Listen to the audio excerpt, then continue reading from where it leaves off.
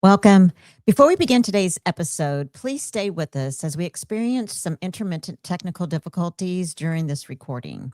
Even so, the story is powerful, it is important, and it is fully worth hearing through to the very end.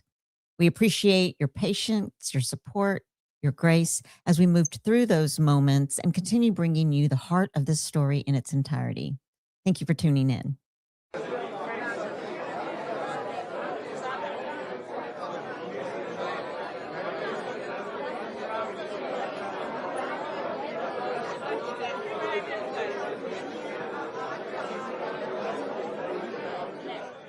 Hey, you guys, welcome back to No Judgment Here with Tish Ross, the podcast. Thank you so much for being here.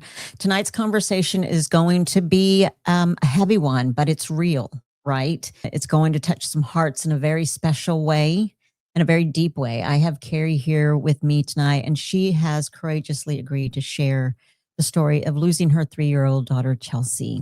We're talking about the trauma, the grief, the guilt, and the kind of pain that most of us can't even begin to imagine. But what makes tonight so powerful is that this is not just a story of loss. It's a story of life. And this is a story of, well, we'll say this is a testimony.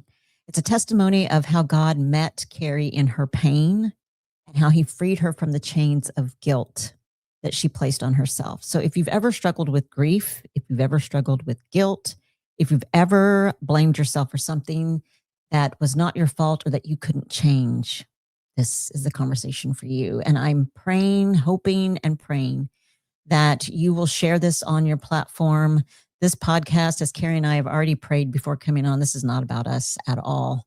This is God using Carrie and using sweet Chelsea to share his glory and how good he is. And so I'm going to bring my guest in.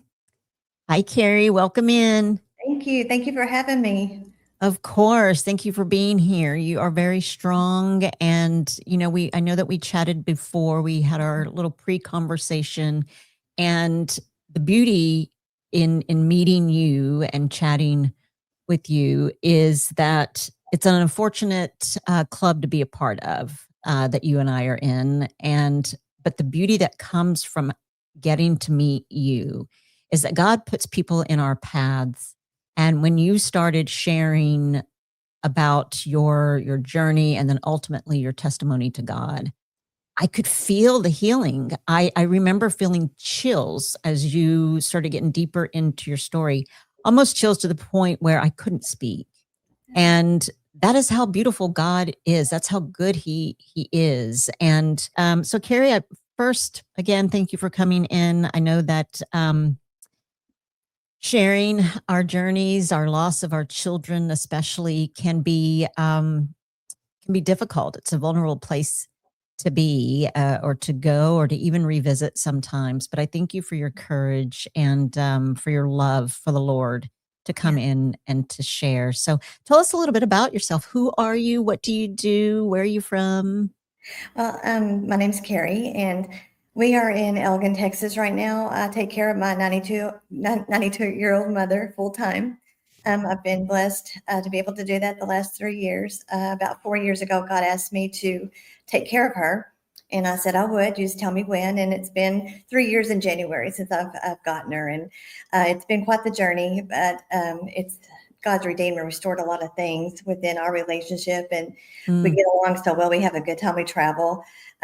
We have a good time, and we go to church every Sunday. We serve together in the nursery, and it just I love giving back. I love people, and I love being here. And you said divine connections. I'm so happy that I get to meet you and get to do this podcast with you. Thank you. Thank you so much. And thank you for coming on. I'm grateful to you. So I want us to go ahead and move into why you are here. And to begin with, I'd like to first find out about who Chelsea was. What kind of baby was Chelsea? What kind of toddler was she? Tell us a little bit about her and her little personality. She was a redhead, my little ginger, blue eyes, the most wonderful baby that I had. As far as temperament, she was very laid back, very easy to take care of. I think it comes with the experience of having two older children, though, too. I was more relaxed with her. Mm-hmm. And she was very active. She walked at 9 months old, and because her sisters running around, so she wanted to too. And she was very just so full of life and joy and happiness radiated from that baby from the top of her head to the soles of her feet. She would laugh and giggle all day long. This is, I think it's hilarious. She liked butter. And so she would go in the refrigerator and have like sticks of butter. She would peel it like a banana and eat it. And I'm like, but you just have to laugh. I mean, just because she was so, I'm like, okay, well, that's the worst thing you ever do. It's all right. But That's right. but she loved to eat. Oh, she loved to eat. She was little, like my other two daughters, and I wasn't a very big child either. And but she was so full of life and just found happiness in everything. Just when she smiled, the whole room lit up. I mean, she's beautiful from the inside out. And she would chase after her sisters and want to play and, do all the big girl things that they were doing. She couldn't quite get there, but she tried. And it was just so beautiful to watch her and my other two daughters grow together, in that time period. I know it was very short, but I'm grateful for the 3 years that I had her. She brought me so much happiness and joy. To start off with chatting about how beautiful our kids are, as much as we want to share about how beautiful they are, it's very difficult to do as well because you miss that. It's very Yeah. hard. Go ahead. I'm sorry. No. So Joe, what were some of your favorite memories? Maybe one of your favorite memories of Chelsea. So my two older girls were in school, and me and Chelsea had every single morning during the week together, just her and I. And it was the most beautiful time. We would, eat breakfast together, go take a walk, whatever she wanted to do, watch movies, whatever it was. I mean, I was pretty much at her beck and call. She was spoiled rotten, but she was so much fun. And, she would just, she used to touch my face and tell me how much she loved me. She's, Mommy, I love you. And that's what I miss. I'm sure. I know, Carrie. I know.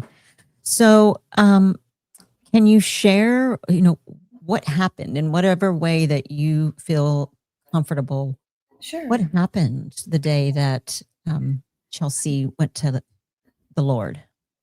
Well, so it was their dad's weekend. It was a Labor Day weekend, and it was also the weekend that my daughter was about to turn 7, my middle daughter, and I had done some errands and taken some cupcakes. But me and Chelsea went up there to take some cupcakes to Whitney for her birthday in her class.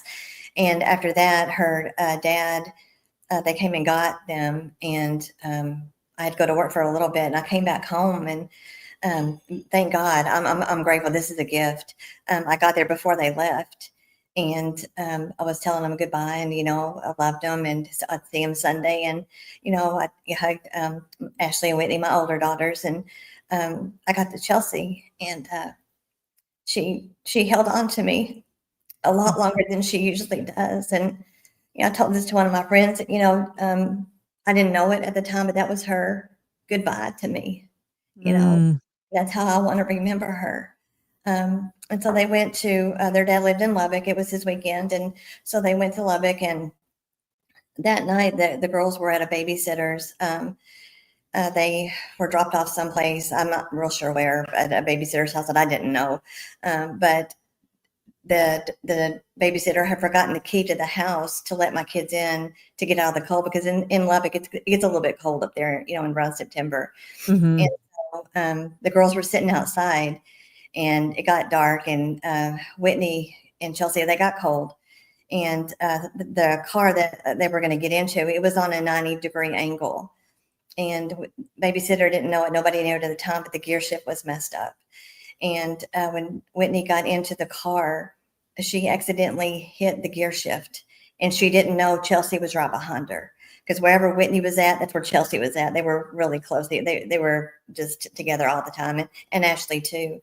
But she was following her to get in, and the car went into motion, and the car door knocked her down. She was running and trying to get in, and the tire rolled over her. My gosh.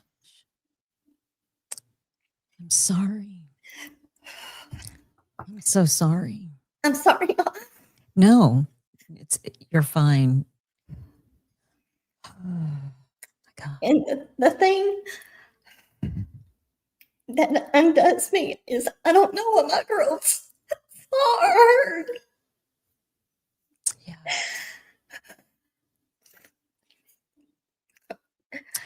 I want to give you a minute, give you a break for a minute. I know of some moms, actually, I know a few that have lost littles and who still feel this immense guilt for, something that they didn't do, something that siblings didn't cause, something that an accident happened, and nobody meant to do anything. And but I know one mom in particular, her little boy was passed, and I can see the grief from the posts that she shares. And my husband and I know that personally, that kind of grief. And it hits like a ton of bricks. Mm-hmm. And then there are days when there's beauty in loss. And I can say that because I know there is. God is good, and God does not punish us. God is not out to hurt us. God, he's a good God. He is, and he knows what it's like to lose a child. And so after that happened, after did anybody, I'm sure somebody knew and they called 911, or? I'm assuming, yeah. I guess the babysitter did. Whenever I got the call, it was very blunt, and what their dad said, and it just has not ever left me. Chelsea is about dead. That's the exact words, and I was like, "What?" And he said she was, they were in an accident. She was in an accident, and she got ran over. And I couldn't. I hit the floor. I couldn't take it in. I mean, it's, I just had seen her just a few hours before, and I held her. And when you feel like I felt like she got ripped away from me, and God did not do that. I know that God does not kill people. I know who's behind it, and it's the enemy. I know that. I never blame God. I have to make that real clear. And I was never mad at him. I didn't understand why, because I was a really good mother. I love my kids and everything, but he does not punish you. You have not done anything wrong, because I walked that for 27 years. I'm like, did I do something? Why? And, no, it was an accident. And I carried this guilt and shame for 27 years.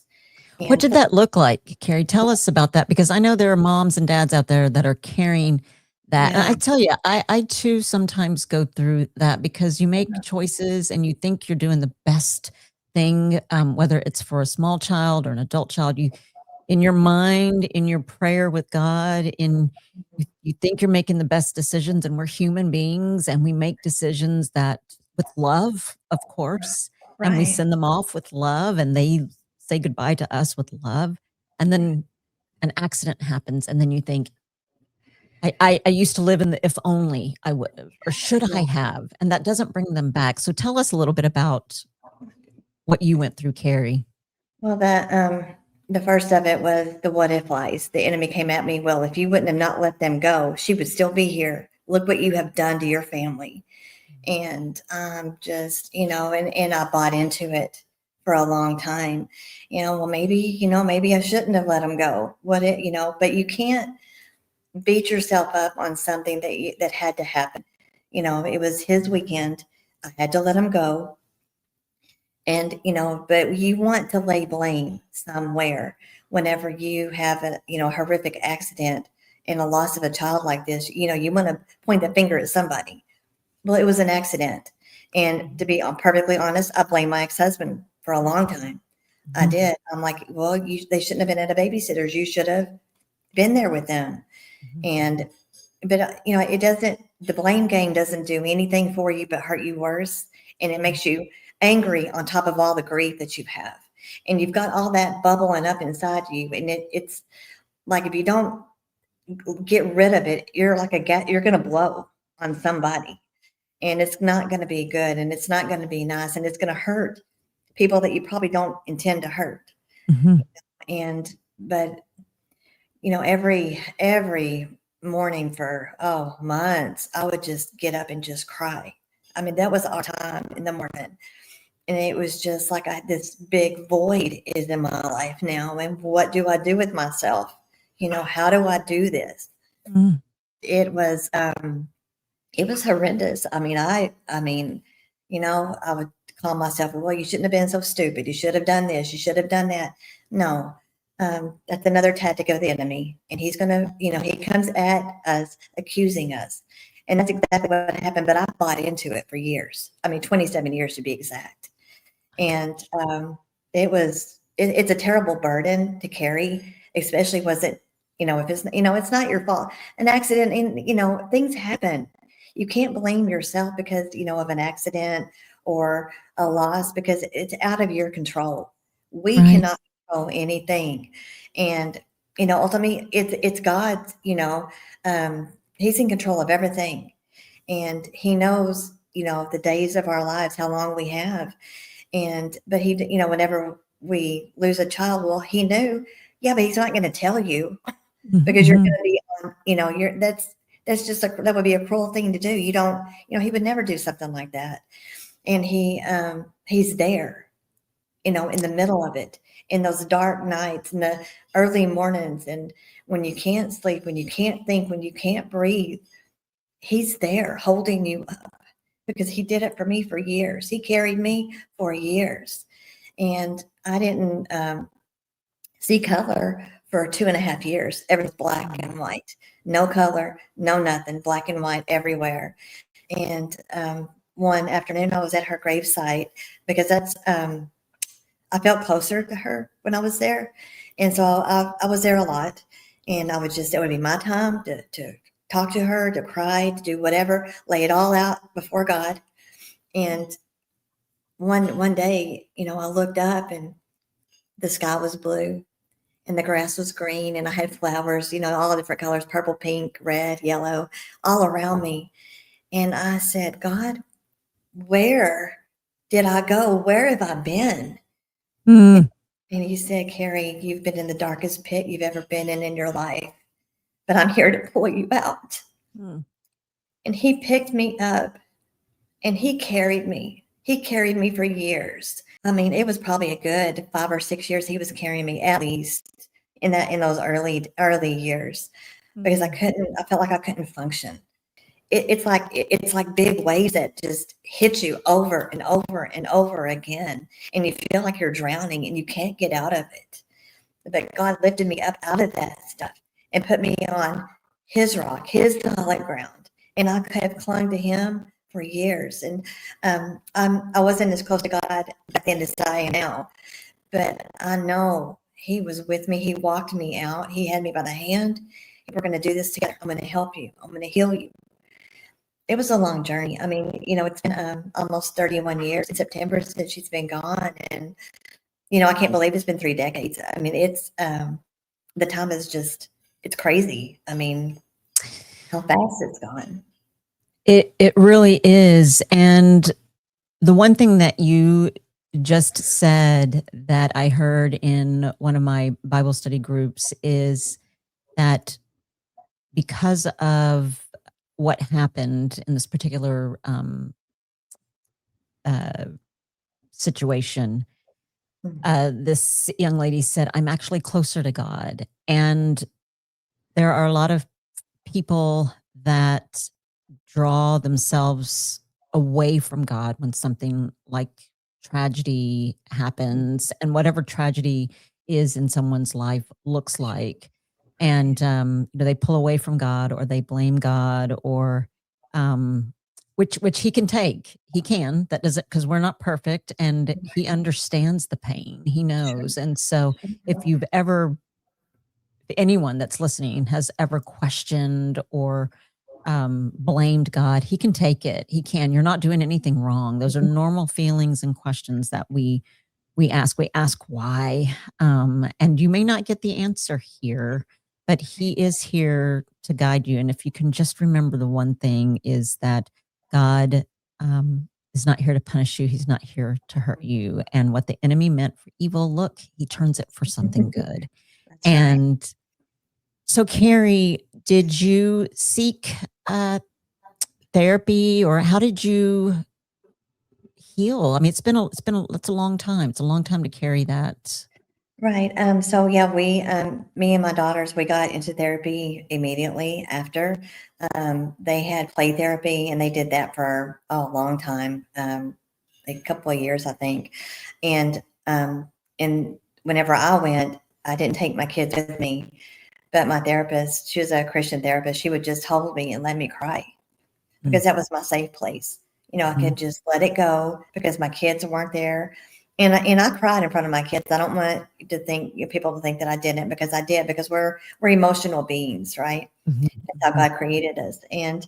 But I wanted them to know that it's okay to cry. It's okay to miss. It's okay to be angry sometimes that she's not here with us. But they were so young. They were 6 and 9, and for their little minds to, even try to, they couldn't make sense out of it. They couldn't wrap it around their mind. And it's, young as they were, it took them a long time to come to grips with it. I mean, it took them a long time because, like I said, I don't know what they saw. I don't know what they heard because I wasn't there. But I do know that there's a lot of days that I don't remember. And I think God does that for our protection. And I think he's done the same. I know he's done the same thing for them, because that's a lot for a little kid to see, and for a parent to go through. It's hard, but he's so faithful, and he loves so much. And he's very well acquainted with grief. He sent Jesus to die. He knew what was going to happen. I can't even imagine what that was like, seeing his son, being assassinated, all the things, just terrible things that they did to Jesus. But he understands, and and we don't have a high priest who doesn't understand what we're going through. He's right there in the middle of it with us. But you've got to let him in, to let him heal you, because he wants to. He's waiting for you to say, "Hey, I'm done carrying this stuff. You got to lay it down at some point." Because we are not ever meant to carry this kind of grief. We were never meant to carry it. Never. Exactly. That is exactly right, Carrie. And so you had mentioned something earlier that, if we place blame on people or point the finger at people, it doesn't do any good. It doesn't do any good. Yeah. And how did you get through that? Do you forgive? I mean, gosh, I even say forgive, but it's not anybody's fault. So, but do the people, your husband, ex-husband or husband, he knows that you don't blame him anymore, I guess is the question. Right. No, I forgave. I chose to forgive. I said a lot of things that I shouldn't have said to him.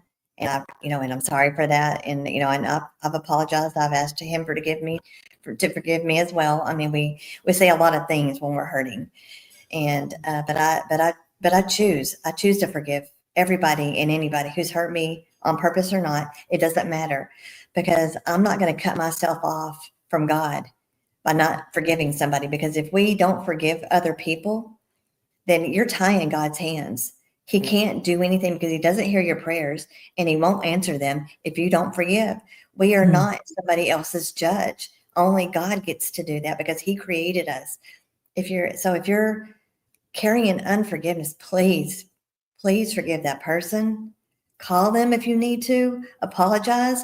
It's better than carrying in all that hate inside you that's not doing anything to anybody but you. You don't forgive other people for them. You do it for yourself, because it's like, you taking poison and expect another person to die. Well, it's not going to happen, but you have a choice to forgive. And if you want to be whole and healed and well, you have to. That is the first step to healing, is forgiving. You have to. So in your day to day, whenever you were going through, the guilt and the grief, did you have anybody that you could confide in? I mean, anybody that understood you, understood how you were feeling and what you were going through? Did you have someone that you could? I'm thinking about people that are going through this. I mean, my husband and I had a small group that just our small Bible study group has disbanded. It's been several years, but boy, God knows what he's doing. And they were the first group of people that we called and we're like, please pray for us. Please pray for us. And they surrounded us. We went to church the first Sunday after the Friday that we found out that our son was killed. And that was the best place for us to be. It was hard to walk into the building, but it was the best thing that we could have done. Did you have someone that understood your grief? I did. Her name is Sandra, and we've been friends for probably 40 years, close. And she didn't know what had happened till I called her the next morning. And she immediately came up to the hotel that I was at and just held me and just let me cry. And, and having to go back to the hospital and sign the death certificate, that was horrendous. I mean, it took me a good 20 minutes to do it. And, the people in the office are telling me, I said, just give me a minute. I mean, I'm trying to process all this stuff, and just give me a minute.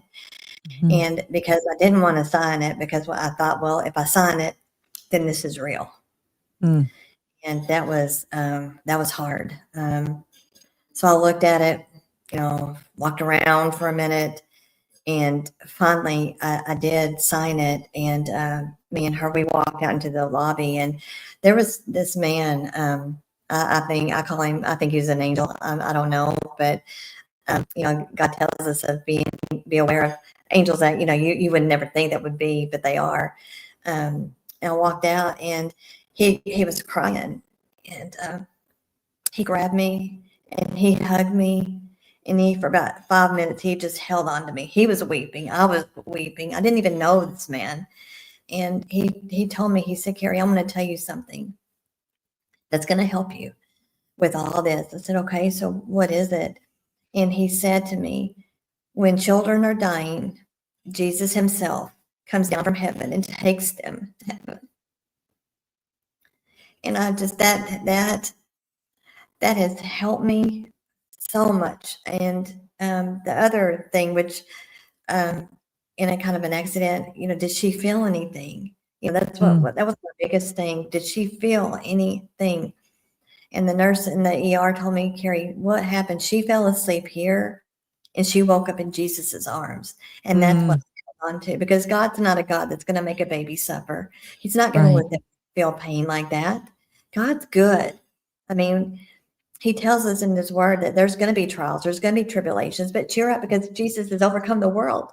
We have to look at the good side of things. And if this is new, it takes a while. I mean, you have to take it step by step, minute by minute, day by day, one step at a time.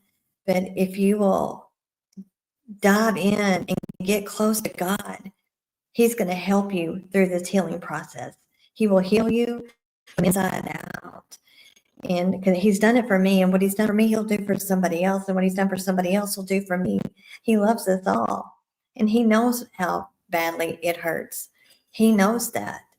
But I chose, years ago, I could be pitiful or I could be powerful.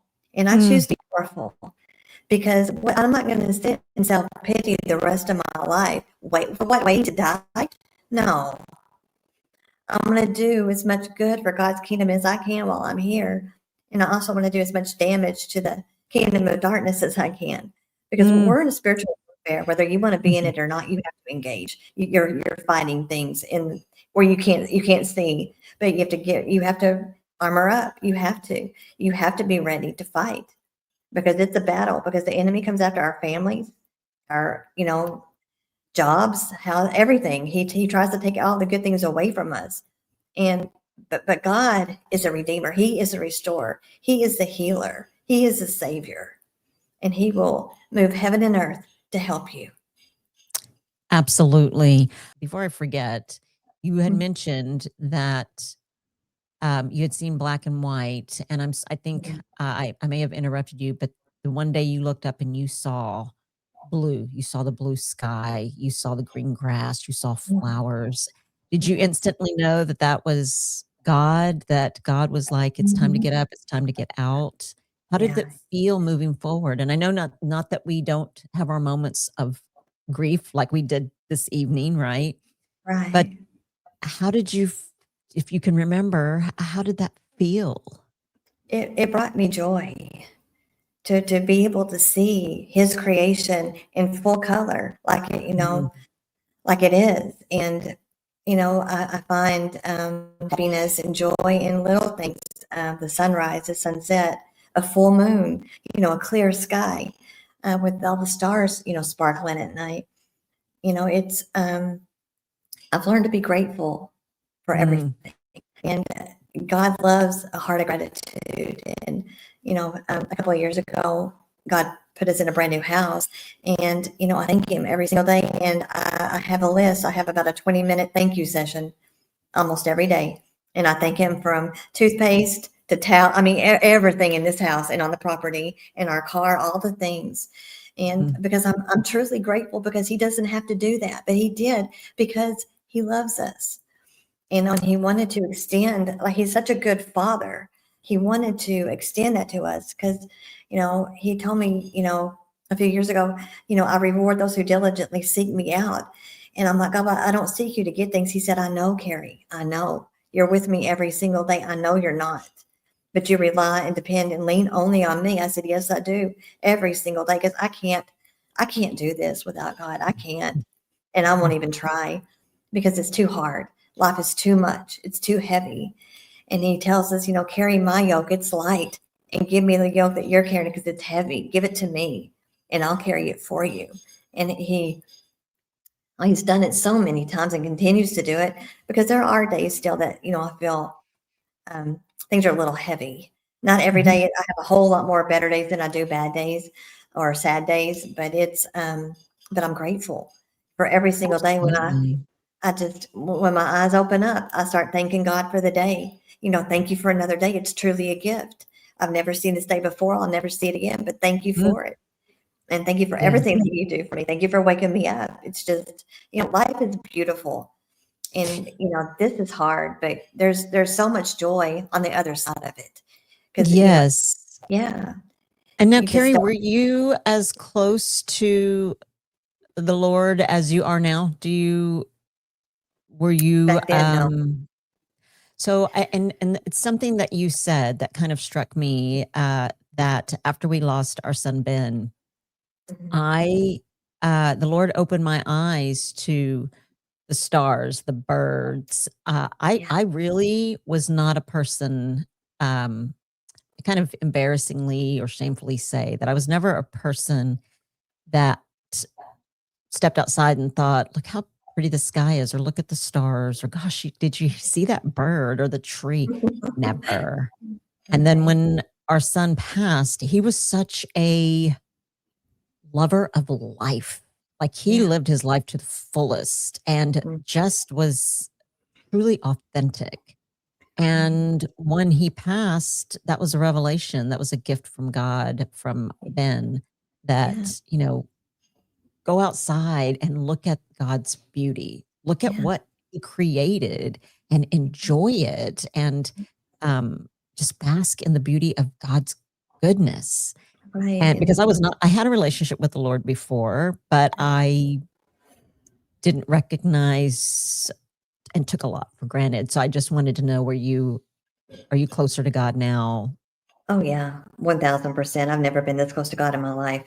But I dove in when we first moved to Elgin 3 years ago. He separated me from everybody, right? And so I would study, oh gosh, probably 8 to 10 hours a day, just in the Word, all day long. And I would listen to teachings. I would turn a 30-minute teaching into 8, 9, 10 hour teaching because I was so hungry for the Word. I was writing out every single word she was saying, and I was like, God, I love this. And it was just, I would get up at 4 a.m. early. And we would go, till 2 or 3, even 4. I mean, I've done all day before. I mean, of course, I'm taking care of my mom, in between all the things. But it's such a sweet time. And to this day, I sit on the floor. I love sitting at Jesus's feet and just talking to him. And you need to get really comfortable with God because he knows everything about you. He knows things about us that we don't even know. And, I just think it's funny. I'm like, yeah, that's right. And, but it's such a privilege to enter his courts and thanksgiving with praise and thankfulness and gratitude. And so thankful that I can come to God at any time of the day and night, and he hears me, he sees me, he knows exactly where I'm at. And I can come boldly and courageously to his throne of grace, knowing that he answers every single prayer that I've ever prayed. It may be no, because he's got a better plan for you. So don't get discouraged. If you don't get something you want, God's got something better. I mean, I'm telling you, he's going to knock your socks off every single time. Absolutely. So let me ask you this. As you have moved through your grief, what does healing look like for you today? What does healing look like for you today? Knowing that, it was not my fault. Knowing that I can help other people with what I've walked through. I mean, me and God, we wrote a book in less than 2 months. No, 30 days. Sorry, less than 30 days. We started writing it on Palm Sunday. We were done 29, 28 days, somewhere in there. It was quick. But God told me to sit down. He said, you need to write this out because I'm going to heal you some more. And he did. And writing all that out, and he would, he was so gracious. He would give me, everything was God breathed. Every word he gave me in this book is God breathed. He gave me, he'd start talking, give it to me. And then I would, type it, and then I would start crying. He said, stop, weep, cry, whatever you need to do, because I'm healing you some more. And I did that through the whole book. And that was probably the best 29, 30 days that I could have spent on myself, getting healed through God by writing this out, because I knew it was done, that I was going to be able, or God was going to be able to help other people through our journey, through our story. Because, I mean, it's God's book. I'm his vessel. He used me, and I'm so thankful. But writing it out, that really helped me, and it put things into perspective. And he said, well, he said, since you've come through all these doors of healing, the next time you come through, you're going to bring people with you, and they're going to get healed too. And I'm like, okay, so let's do this. And he keeps telling me this book is going to do more than you could ever dream, think, or imagine. And I mean, it's insane. I mean, the divine appointments God's given me, it's crazy. So good. Now, have you published your book yet? Or are you still writing? Oh, it's out. It's out. It came out. It's out. It came out January the 7th of 2026. And we wrote name a of the book? Walking in the Fullness of Joy After Tragedy. And where can people order that? I'm going to have to add that to my link or the description. Amazon or Barnes and Nobles, and I'm just going to kind of show you a little picture the way you can see it. But you Yes. go on Amazon and put my name in it; it's going to pull up. But Perfect. it's a beautiful book. I mean, God did wonderful, wonderful work in there, and I think it's going to help a lot of people. And um, I don't know, he healed me, more and more and more. It's a daily thing getting healed. And you don't ever, I'll never get be completely healed until I get to heaven, but it's a day by day journey, and you get better, every single day. And what I had to do, I had to leave what lies behind and press on to the joy that's in front of me, because I don't live back there. I live what's in front of me. God has so much joy and so much that he wants to do for me and has done for me and will do for me, that I'm going forward. I'm not going backwards. The God is not going to um, make you do something that you can't do. He's already equipped you to do it, but you got to step in it. In writing this book, I had to step in it. I had to, because I wanted to be, healed even more. Absolutely. And that's so beautiful. And one thing that you say, and something that my husband and I have done, moving. So for any parent or anyone that's listening that has lost a loved one, moving forward doesn't mean we've forgotten. Moving No, forward is what our loved ones want us to do. And we move forward with them. It's not like we leave them behind, but we no, move forward with God. We don't live in the past where the enemy wants to keep you in that guilt or that blame or grief. Right. yeah. I mean, I literally went from the pit to the palace. I mean, it took me a while to get here, but God brought me here, and I sit before you. I'm healed. I'm whole. Yeah. Do I miss her? Absolutely, 1000%. She's my baby, but God has done so much with this, and He's healed me so much. And about 26 years ago, I was fixing to have an operation. I died a couple of times, and I want to encourage people with this, because it's what I needed. Chelsea had been gone about 5 years, and my dad had just passed away the week before, and I was on life support, the whole thing. And I remember walking down this white hall, and there were white clouds and dark pink clouds and light pink clouds, beautiful, bright, peaceful, love. And I was walking, I don't know how long I was walking, but all of a sudden I heard Chelsea laughing and my daddy laughing. And I was so grateful. And I was like, oh, I'm in heaven. He said, no, you got to go back. And I'm like, I don't want to go back. But it helped me so much. And, anybody who's doubting, there is a heaven. God is real. God will help you. God loves you. He sent his son to die for you, and he will heal you in any season of life that you're in. He'll help you if you will trust him and believe in him and have faith in him. Just a little bit of faith. It'll move mountains, because he's done it for me. And it's just Absolutely. good. Oh my goodness, Carrie. Okay, so I have a question, and it's one that I ask all of my guests. From everything that you have been through, Carrie, from being young yourself, a young child yourself, with family and moving into a marriage and having children, your daughters, raising your children, giving birth to Chelsea, and having those mornings with her, and the hug that God gave you when she was hugging. You guys held on for a really long time. What a precious gift that was from God. To the accident, the accident that happened, and finding out that she was gone, she was passing, and the trauma that everyone experienced there, the grief, the guilt that you carried for decades, to writing a book with God, to forgiving others, forgiving yourself for being in a guilt and holding yourself there, because God's already forgiven us. He forgives us. through Yes. everything, all of that, from start to where you are now, Carrie, who would you say that you are today? Who is Carrie today? Who are you today? Oh, well, I'm joyful. I'm happy. I love people. I want to help people. I love serving people. I love working in the nursery at my church. It helps me. It helps me heal even more, cuddling those little babies.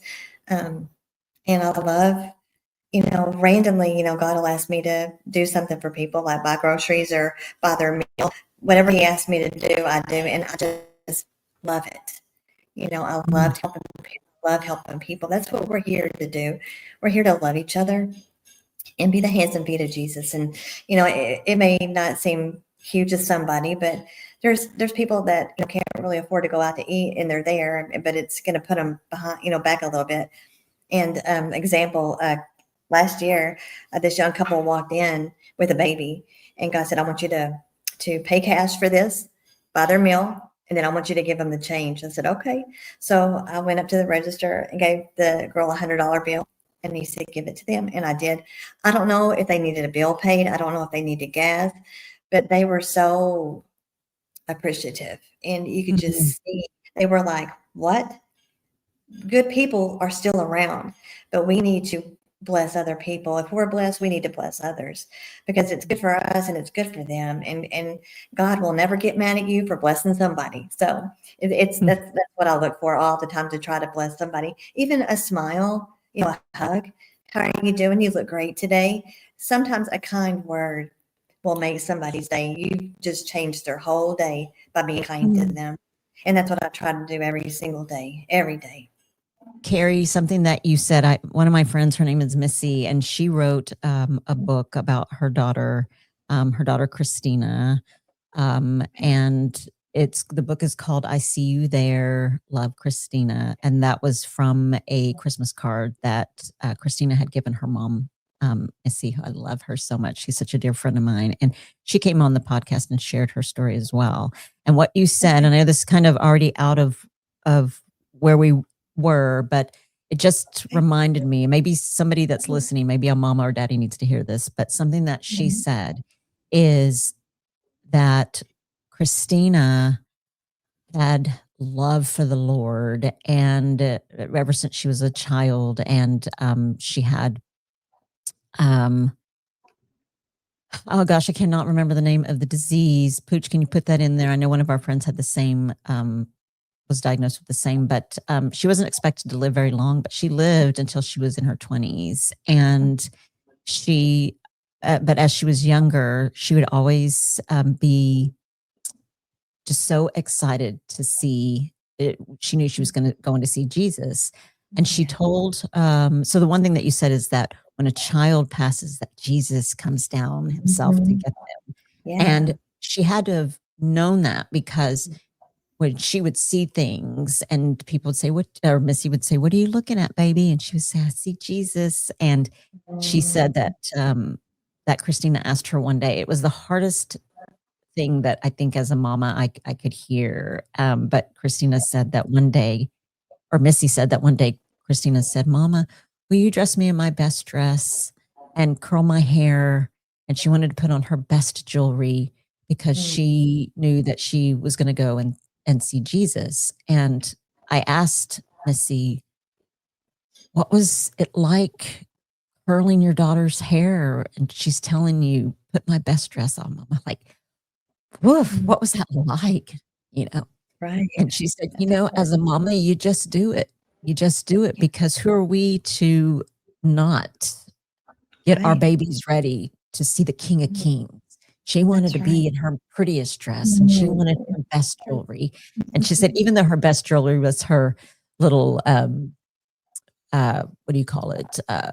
Wasn't real. It was costume jewelry she was wearing, but she wanted to be dressed for the King. And I just thought, wow, that's so beautiful, because she knew that Jesus was coming to get her soon. And it wasn't that night that she was dressed for the King, but it was, not too long after that. But she would see glimpses of Jesus, and to know that Jesus comes down and gets our babies. Yeah. is such a beautiful thing. And I appreciate you so much for sharing that. And I know that's true because Misty said the Yeah. same thing. She said the same Yeah. thing. It helped me for years. I mean, it's still, I know where she's at, and I know she didn't feel anything. And that movie, The Shack, that helped Mm, me so much seeing that. I mean, it was a full on whenever they were by the waterfall and Jesus was playing with all the kids in the field with the flowers. yes. That I was like, that's it. That's Mhm. that's what's going on up there, and I Yes. just it's so beautiful. It really It is. is. It is so beautiful. Oh, thank you. It was trisomy 18 or Edwards syndrome. It was a severe genetic disorder caused by an extra chromosome, 18, resulting in 3 copies instead of 2. It causes significant developmental delays. So yes, that's what Christina had, but she outlived. And boy, the legacy that Christina and Chelsea are carrying for the living through 2 beautiful moms that I've had the blessing to meet, sharing how good God is. My goodness, Carrie, I see that. I see that in you. I see Chelsea in you. I see you sharing her legacy. I see you sharing how good God is, the love that He has for every single one of us. And I hear you sharing the gospel that Yes. people need to believe and share and get to know our Father, even though we're going through something here on earth, because He did say, in this world you will have trouble, but to take heart that He's overcome the world. That is the truth. That It's the is the truth. truth. And I Yeah. thank you for coming on and sharing and being a vessel. And thank you, Chelsea. I know you're Yes. looking and watching your mom and so proud of Mama for sharing. And any final words that you have to say? This is your time to share, Carrie. So, I guess I would tell people to love, have hope, have peace, and forgive. Those are the best things I could tell you to do. But it's going to give you such a beautiful life if you just do all those things. Have hope. Look for things. Be hopeful. Don't be negative. Be positive about things. Have hope. Have Bible hope. Bible hope is the accelerated expectation of God doing something great for you at any moment, the day or night, and He will. He does it for me every single day. He does something great for me every day. But I look for it. I'm expecting it. Be expecting God to do something great for you because He will. Because He tells us in His word He has an expectation and He wants to do good things for us. And He also says, it gives Him pleasure to do good things for us. He wants to. Absolutely. Don't think He does it because He does. He does. Yes, absolutely. Absolutely. Thank you so much. Samantha says, great to meet you. Thank you for sharing, Carrie. Great advice. Let's see. Pooch says that his cousin lost his son at 23 years old to trisomy 18. He never was expected to make 8 months of age. And that's true. That's also like with Wow. Christina. Love you, Samantha. Well, Carrie, I thank you so much for coming. I thank God for our paths crossing. I thank you for reaching out and wanting to come and share Chelsea's story and your testimony to the Lord. I thank you. And I know that your story, Chelsea's life, is going to help so many parents that are going through the same thing. Um, Sadly, and unfortunately, maybe parents that are going to go through the same thing in the future. And I pray that this podcast, that it finds them, that they find it, because it does provide a lot of hope. And I thank you for giving that to us and for sharing. You're welcome. I love being here. Thank you. Thank you Thank so you. much. I'm going to, of course, thank you for being here. And I pray that you have a good night. And I appreciate you spending your time with us this evening. All right, everybody. Thank you so much. Thanks for coming and visiting, guys. Melinda, Samantha, Tracy, always so good to see you guys here. I so appreciate you. Thank you for sharing this out. I know that this will do some good for a parent that has lost their child, or maybe even for someone who has lost someone just near and dear to their heart, a mom, a dad, a sister. It was a message of hope. And I'm grateful for it. And I thank God for you all that come in constantly, watch and join and share. I'm thankful for you guys. Thank you to my mod, Pooch from Pretty and Pooch. And I cannot wait to see you guys next week. You'll have a good night. Bye.